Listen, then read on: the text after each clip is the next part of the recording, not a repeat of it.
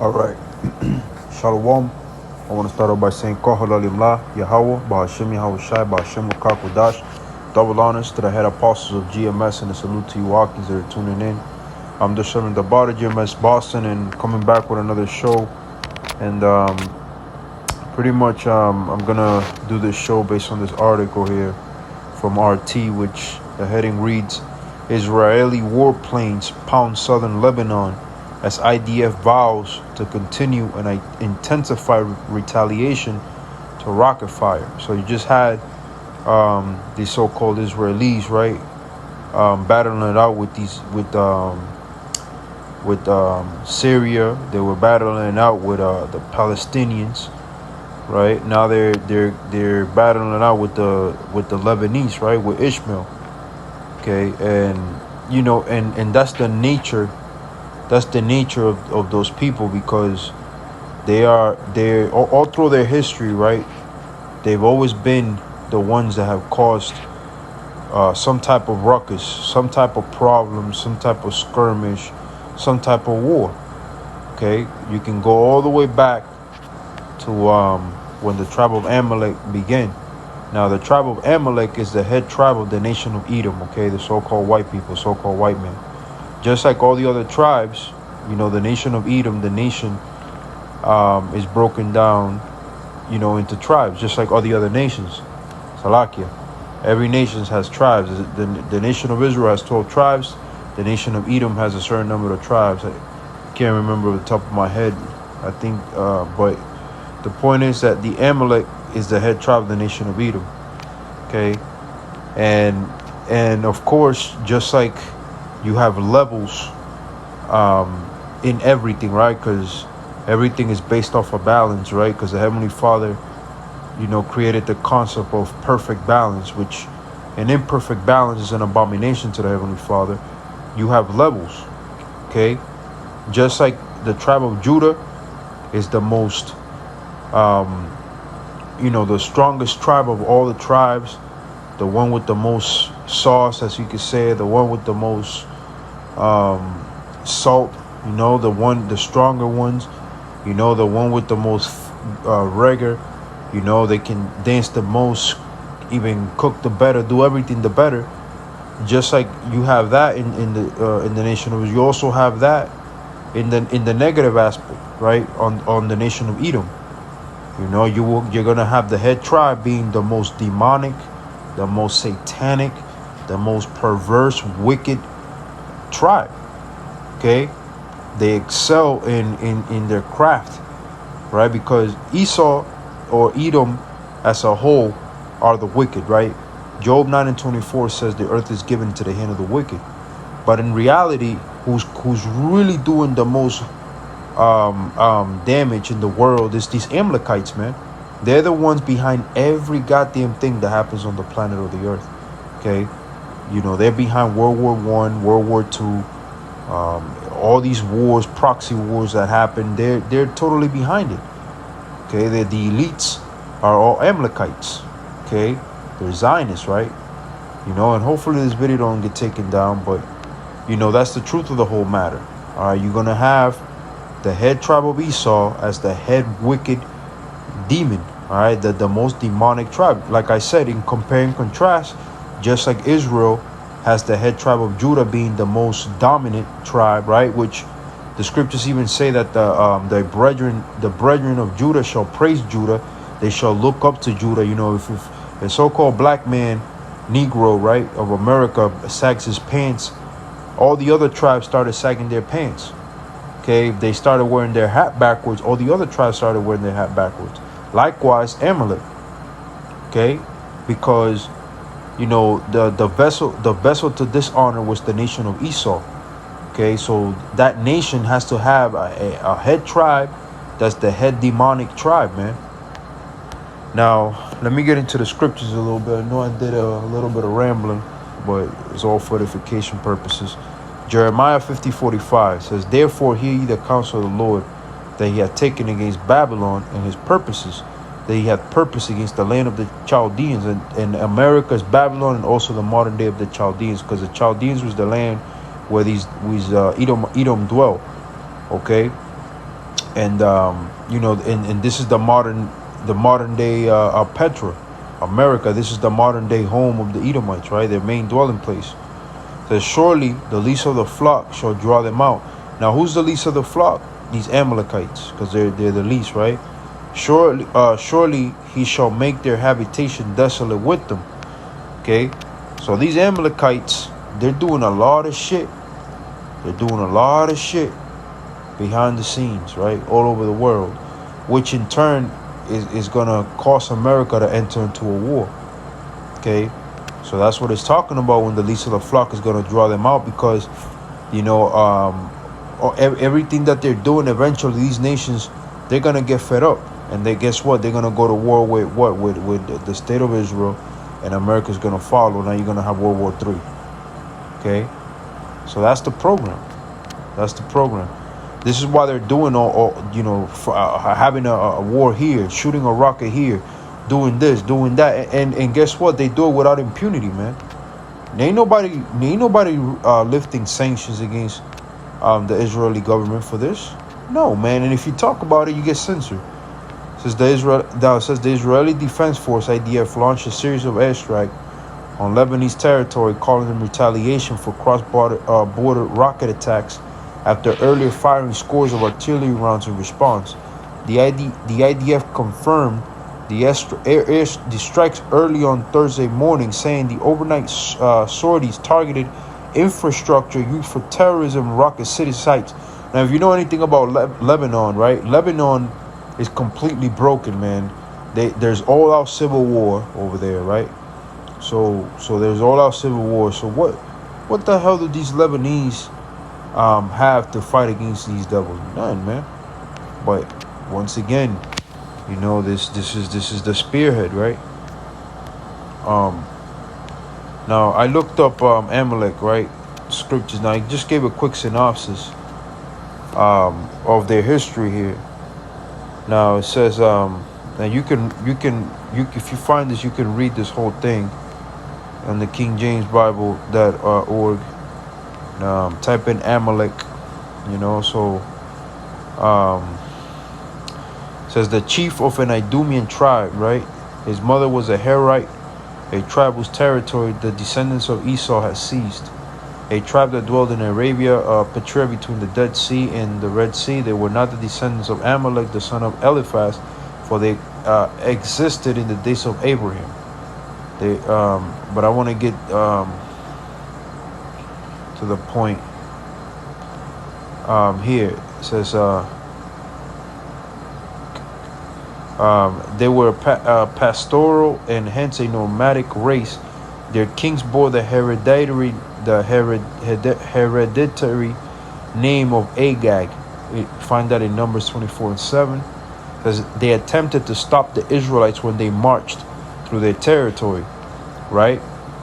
And indeed, the tribe of Amalek has been our biggest enemy, the biggest enemy of the Israelites. Okay, they've done everything in their power to destroy us. Now it says, where am I? Through the territory, it says attacking them at Rephidim. Okay, and it gives you the scriptures where that is. It says they afterwards attacked the Israelites at Hormah. It says we read of them subsequently as in league with the Moabites, right? They sided with the Moabites and the Midianites. Saul finally desolated their territory and destroyed their power, but left some alive, and David recovered booty from them. In the Babylonian inscriptions, they're called Sut. In those of Egypt, Situ, and the Amarna tablets include them under the general name of Kabadi, or plunderers. Now, the whole point of this is to prove that the behavior of Amalek, right? Look at their behavior. It's always been to try to destroy Israel. Number one, the real Israelites. Okay, starting up war. Making a peace or a pact with some nation, and then coming around, and once that nation helps them, they stab them in the back, and then they work on that nation. Okay, their whole demeanor is war. Okay, that's what these people are, bloodsuckers, man. That's what the scriptures say this, right? Because thou hast not hated blood. right? Because thou, let me get that. Hold on. Thou hated blood. Ezekiel 35 and 6. Therefore, as I live, saith the Lord, power will prepare thee unto blood, and blood shall pursue thee. Saith thou hast not hated blood, even blood shall pursue thee, right? Talking about these devils, right? Because they have no problem with murdering and killing. They see they drop these rockets in these countries, you know, the majority of the killings that are done is innocent women and kids, civilians. Okay, civilians, because really the Lebanese army ain't gonna go over there and march boots on Israel, man, over there in that land. All right, so they're bloodthirsty, man. Look at World War I, World War II. They didn't consider the cost of human life, and that's why we say their body count is through the roof. Okay, Job 9:24. The earth is given into the hand of the wicked. It covereth the faces of the judges thereof, and not where and who is he. And Amalek is the head of the wicked, man. All right, they're the ones that are calling themselves the descendants of the Red Sea, right? So supposedly the people of the Lord, right? And that is all nothing but a hoax to pretty much hide who the real people of the Lord is, because they're not the people of the Lord. They don't fit prophecy, right? Just on the mere fact that they're launching rockets at people, just on that fact alone, you can eliminate them from being a candidate to being the Israelites. Because the prophecy states that when the Lord sets up Israel back in their land, the people shall know war no more. Let me grab that. Actually, I was going to go to Isaiah 60, right? And that we're going to seize the weapons from these other nations, right?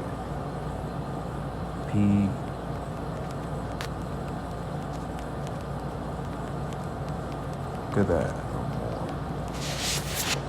Micah 4 and 3. Is this it? Let me see. Right, Micah 4 and 3. And he shall judge among many people, and rebuke strong nations afar off, and they shall beat their swords into plowshares, and their spears into pruning hooks.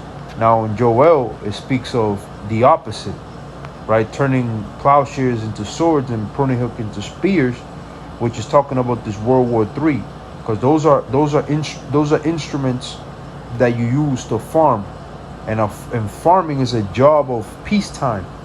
Okay, you farm when everything is good, but when you have to go to war, you got to put the peacetime job and turn them into a wartime job.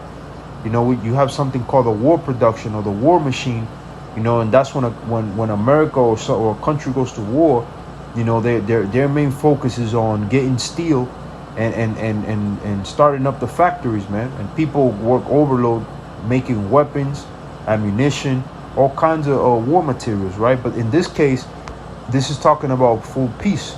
So this is when the Lord sets us up, right? It says, and they shall beat their swords into plowshares and their spears into pruning hooks. Nation shall not lift up a sword against nation, neither shall they learn war anymore. So why is Lebanon learning war, right? Why is the Israeli bringing war to Lebanon? Or not just Lebanon, but all through the Middle East, causing havoc, causing complete ruckus.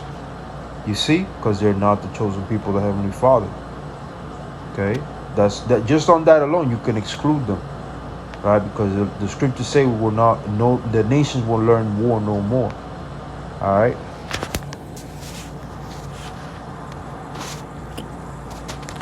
Now, Isaiah 60, arise, shine, for the light is come, and the glory of the Lord is risen upon thee. For behold, the darkness shall cover the earth, and gross darkness the people, but the Lord shall arise upon thee, and his glory shall be seen upon thee. And the Gentiles shall come to thy light, and kings to the brightness of thy rising. Lift up thine eyes round about, and see. All they gather themselves together, they come to thee. Thy son shall come from afar, and thy daughter shall be nursed at thy side. Then thou shalt see and flow together, and thine heart shall fear and be enlarged, because the abundance of the sea shall be converted. What the hell?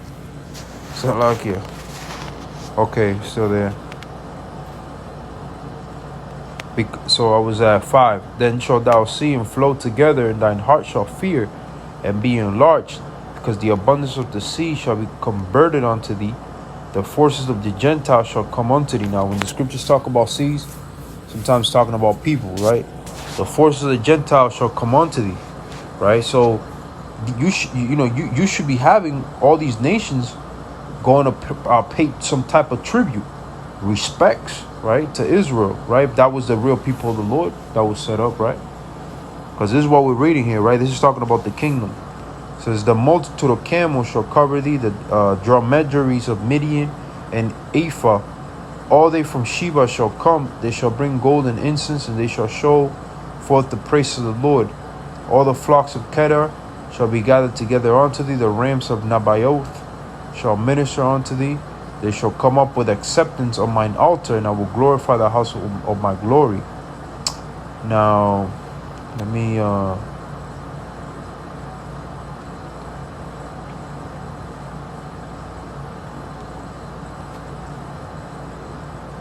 it says 11. It says, therefore thy gate shall be open continually, they shall not be shut day or nor night, that men may bring unto thee the forces of the Gentiles, that their kings may be brought. For the nation and kingdom that will not serve thee shall perish. Yea, those nations shall be utterly wasted.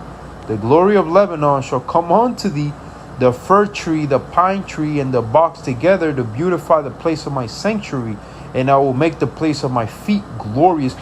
That's not happening over there. That's not happening. Lebanon is not supposed to be bucking up, or you're not supposed to be firing rockets and shit at Lebanon, man. You see, just said it. Verse 13, the glory of Lebanon shall come unto thee. So the fir tree, the pine tree, because Lebanon is known for the beautiful trees, right? These heathens should be bringing forth beautiful pine trees from Lebanon, to the holy city.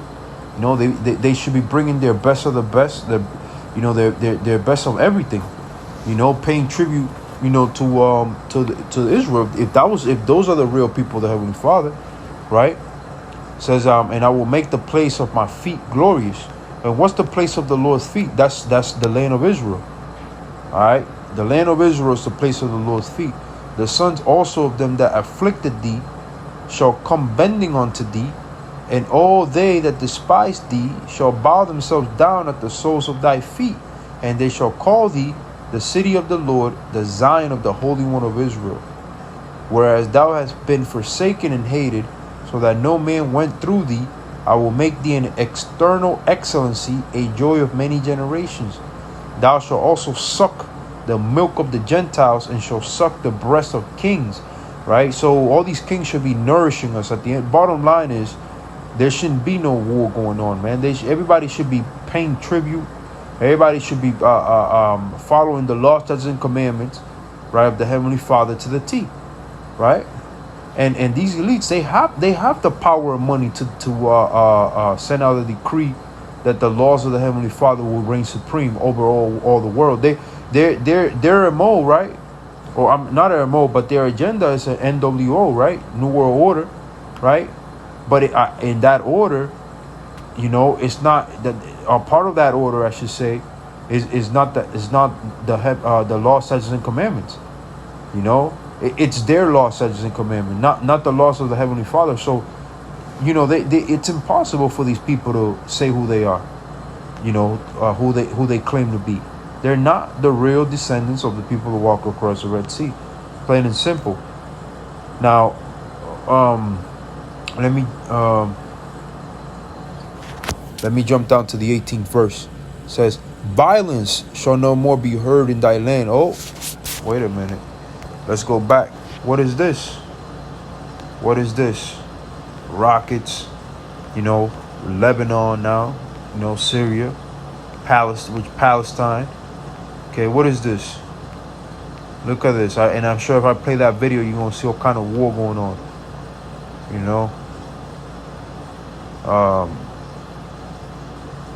you know. But Isaiah 60, which is talking about the kingdom to come, says, 18 says, violence shall no more be heard in thy land, wasting nor destruction within thy borders, right? But thou shalt call thy wall salvation and thy gates praise. You shouldn't have to worry about no heathens coming up, doing whatever they want. There's gonna be a point of time in the kingdom of heaven where, everybody's gonna be in line. Everybody's gonna be in line because they're gonna know what happens and who not to fuck with. Excuse my French. I know at first the kingdom is gonna have to be established, right? The scriptures talk about we're gonna render out continual employment. So you might have some heathens bucking up but the kingdom will have to be established, right? When the Lord brings down the elect, the kingdom of heaven, which is gonna be here on earth, right, is gonna be established.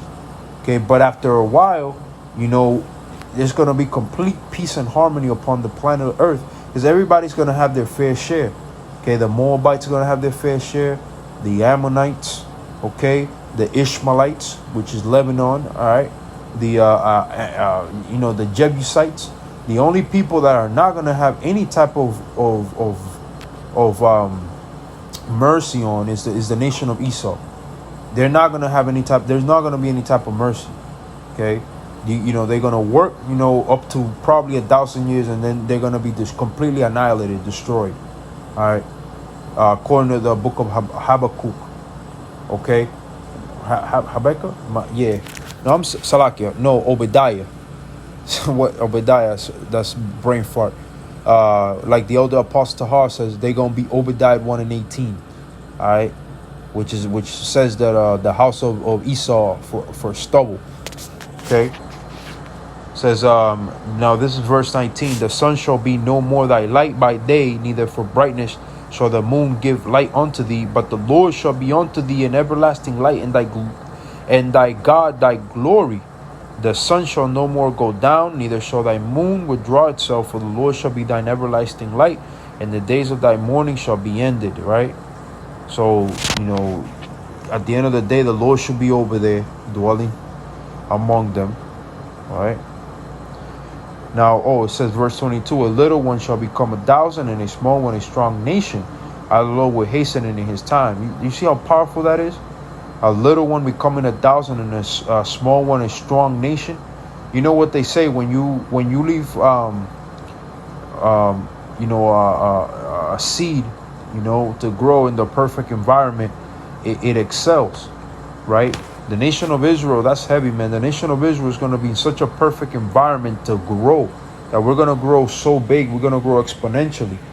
The scriptures talk about, roughly paraphrasing, us having 1,000 kids and knowing them by their names, man, because we're going to grow so exponentially, which has always been the plan of the Heavenly Father, because he said, be fruitful and multiply. That was a commandment that was given to man, okay, to Adam, right? Be fruitful and multiply. But this devil, he is the opposite, right? He's Satan, so he would tell you, use a contraceptive or something. He's the opposite of that. But at the bottom line is that in order for you to be or for something to excel, it needs to be in a calm state. Even muscle, right? So bodybuilder, you know exactly, if you're trying to build muscle, muscle grows when it's in a relaxed state, when it's in the right conditions, when it's fed properly, when it's in the condition to grow. Likewise, Israel, man, when we get set up in the kingdom, when the real Israelites get set up, they're going to be in the right condition, well fed, the right condition to grow. That's why it says, a little one shall become 1,000, and a small one a strong nation. It says, I, the Lord, will hasten it in his time. And it was also a promise that we will be as the sand of as the stars of the heavens. Okay, that was also a promise. All right, but bottom line is that just on this article alone, you can clearly see that these are not the people of Heavenly Father, man. These are not the people of the walked across the Red Sea. It's impossible for them to be. It's not. It can't. So. But hey, that's all I had. This was just a quick show, quick lesson. Hopefully this was edifying us.